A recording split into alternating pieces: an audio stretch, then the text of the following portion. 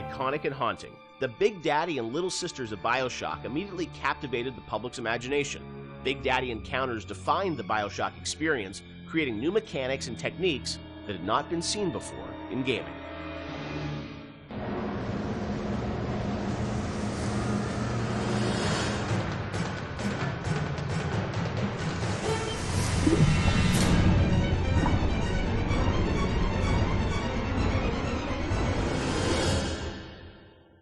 So Big Daddy, Little Sister, such an iconic moment or series of moments in this game. I'm fascinated about how that got layered in, because we talked a lot about the setting and the tone. That is still, to me, a mechanic that I remember was very unique about, choosing to engage the Big Daddy and being a fight that is going to be very aggressive and different than a traditional boss fight. I know you had an idea, Ken, of sort of 3 different types of AIs interacting in the same world.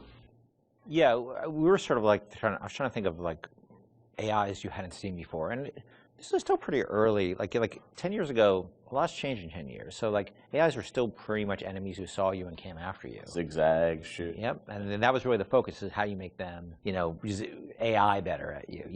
So I started thinking about, are there more primal behaviors to think about? And I was watching a nature show one day, these typical nature shows, and it's like observe the mother tiger taking care of her young, one of those kind of things. And I realized that we don't even need a narrator on those shows. We understand certain behaviors just by looking at them. They're very primal, like somebody protecting their young, the predator-prey behavior. Those things were you don't need dialogue for that. And AIs at that point, we didn't have the ability to do a lot of sort of, smart AI. Yeah. So I said, what if their behaviors are just very primal, and we can model those behaviors? So aggro rules is something we knew we can model, right?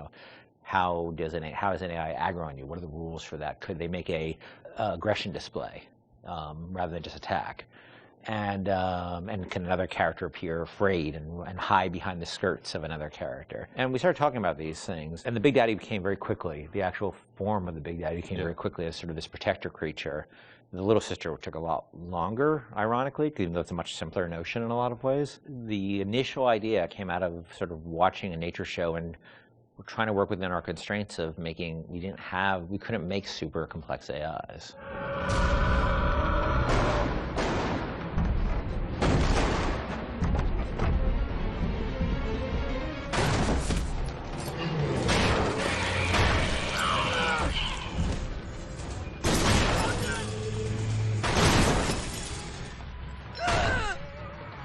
That's the Big Daddy.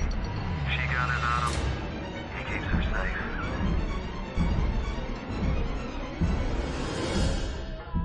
Because when we first got the system up and running, this is before the play test, we weren't really thinking about player facing these things. And we had this entire system set up that completely simulated what would happen. And you'd play through the vertical slice, and you walk into a room and everybody's dead, because the system would work perfectly. And you weren't there to see the fight. Yeah.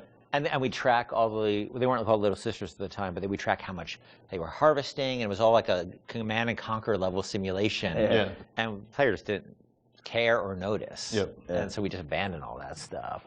Yeah, so that took us a step towards, how do we present this to the player, then how do we make the gatherers, which we called them at the time before Little Sister design came on, like how do we make them empathetic towards the player? How do we make the player want to engage with that? Because at the time they were just slugs. Right. So which is a That's horrible right, design. Originally were slugs, right? Yeah. Not actually. Which is a horrible design in so many ways, because you don't care about slugs, Right. and they're also on the ground, so you don't see them. They're not like at eye level, and they're dark. So But you still have something. We still the trailer had like the same, or not the trailer, the demo, or prototype we did. So it had the Big Daddy sort of like interacting with the little slug. And Slugs crawl around the Big Daddy? Or no, No, it's this awful that's a little level of mesh. sophistication. Right. Yeah. It's like a little beetle, sort of. Uh-huh. Yeah. It was terrible. Yeah. And they were protecting. And they had Protecting the beetles. the beetles. What? And, no, And and the it Big was Daddies so had 2 drills. They didn't have a hand, so they could. There's no way they could Right. It's just you know. fascinating me because like the Little Sister, it's like there's such humanity in it, which you really connect with. Which seems like you would a think smart that would be thing to go the straight obvious to. thing. Yeah. Yeah. Yeah. We're not very smart. The idea of sort of choosing to engage the Big Daddy. I mean, when I was first time I played the game, I mean that was always profound to me because you sort of sit there and like, am I ready for this? And your choice to sort of like the kind of opposite of stealth, like when you want to be discovered. Was that always the mechanic with the Big Daddy?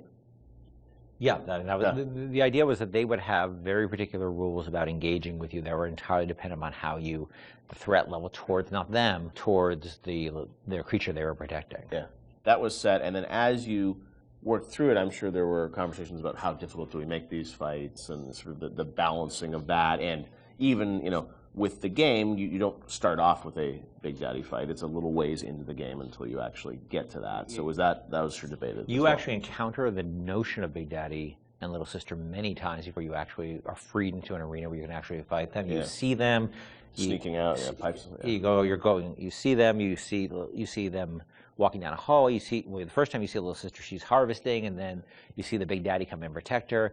And we realized it was 4 or 5 sequences we had to do to set the stage for these characters. And look, we were hoping they'd be iconic and people would respond to the way they did, because we certainly spent energy on them with the expectation that they'd have an impact that we really just as easily could have turned out that nobody cared. I think the actual very first time, and not a lot of people see it, there's a Little Sister in the vent in Kashmir restaurant. That if you're looking in the right direction at the right time, you'll see her looking at you, and then she'll disappear into the vent. It's the eyes. No, it's the actual mesh. Is it the mesh? Because it was easier to do that right. than new eyes, but yeah.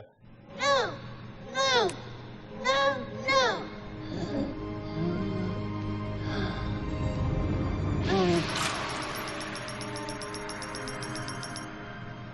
Thank you. The path of the righteous is not always easy.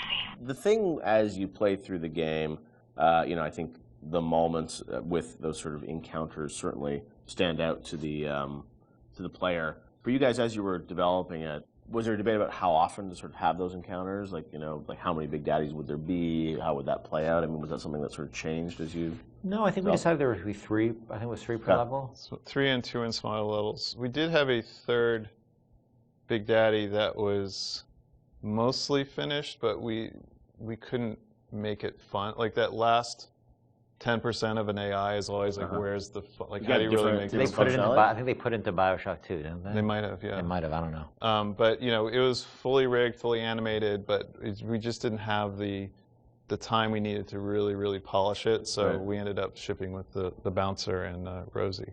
Hunting the Big Daddy, that demo was a huge moment, I think, in the game's kind of marketing campaign. And that really, I think, you know, sold the tension of that battle. When you showed that, did the entire game feel like that, or was that really more of just like a vertical slice of what you wanted the game to feel like? That at that point was more what we wanted to feel like, because the Big Daddy had a lot of problems at that point.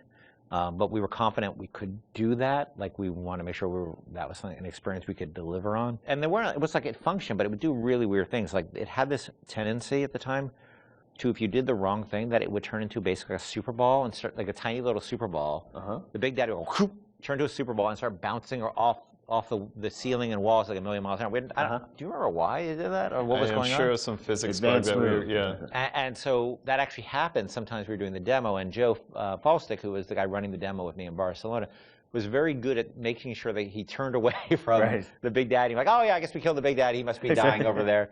But so all things were functional, but they weren't really. They didn't have all their bells and whistles on yet. It was really good for us because it sort of gave us some confidence that people would respond to just the notion of, you know, watching Little Sister and biding your time and choosing your moment. Well, it gave us confidence, but also gave us a tool that the development team as a whole could gather around and say, we want to make it like this. Like, yes, a lot of elements in that demo were scripted, but they provided a framework for us to go back and how do we make that so it's not scripted? How do we make this robust enough so that the player can actually use these systems? Yeah.